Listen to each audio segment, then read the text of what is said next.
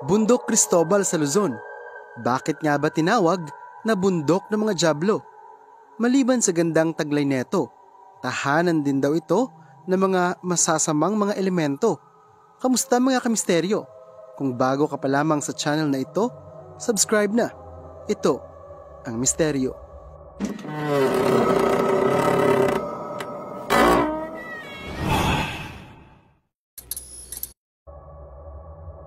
Ang kalikasan ay isang bagay na ginawa ng Diyos na nagpapakita ng kagandahan ng kanyang likha. Pero paano kung ang kalikasan na ito ay magdudulot ng katatakutan? Sa Pilipinas, mayroong isang bundok na sinasabing tirahan ng mga dyablo o pagmamay-ari ng dyablo. Ang nasabing bundok ay ang Mount Cristobal. Ang bundok na ito ay matatagpuan sa pagitan ng Dolores, Quezon, San Pablo at Nagcarlan, Laguna na pinangalanang San Cristobal. Ang Mount San Cristobal ay itinuturing na isang uri ng stratovolcano. Ito ay may taas na 1,470 meters above sea level. Magkalapit ang bundok San Cristobal at bundok Banahaw. Kung ang Mount Banahaw ay itinuturing na sagradong bundok, binansagan naman bilang Devil's Mountain ang Mount San Cristobal. Maraming mga turista ang dumadayo rito at nabibighani sa taglay netong kagandahan. Ngunit ang kagandahan ng bundok ay napalitan ng hilakbot dahil sa ilang mga hindi maipaliwanag na kaganapan dito. Isa sa pinakasikat na kwentong bayan rito ay ang presensya ng mga tumao.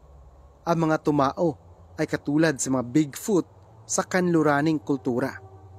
Ayon pa sa mga lokal, iba't ibang elementong naninirahan sa Mount Cristobal at karamihan rito ay masasama, gaya ng maligno at engkanto.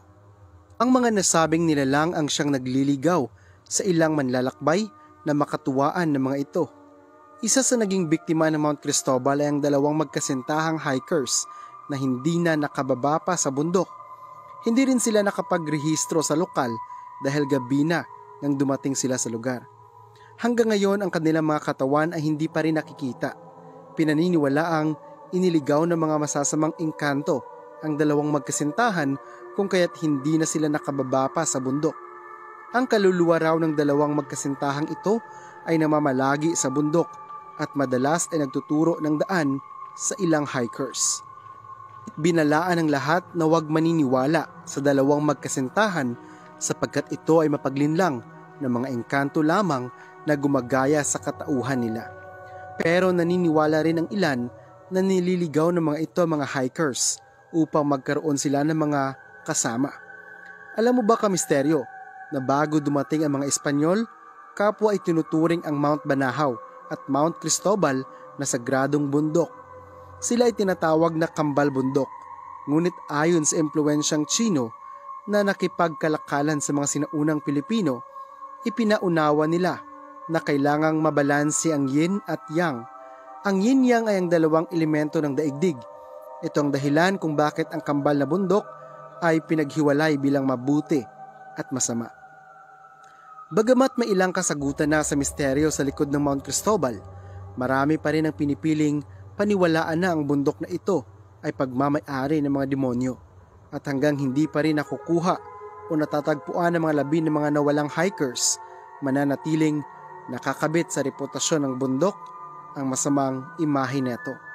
Marami ring kwento na kapag umakyat ka sa bundok na ito at gusto kang kunin ng mga diablong nakatira, ay gagawa sila ng mga daan na hindi naman totoo hanggang sa maligaw ka sa bundok at hindi na makalabas. Ang mga nakakatakot na istorya tungkol sa Mount Cristobal ay patuloy na kumakalat at sumasalin sa mga tao. Totoo man o hindi ang kwento ng Mount Cristobal, nananatili itong isa sa mga nakakaakit na akyatin sa kabila ng mga kwentong ito. Maraming salamat sa inyong panonood mga kamisteryo. Bago tayo magtapos, shout out sa ating mga kamisteryo.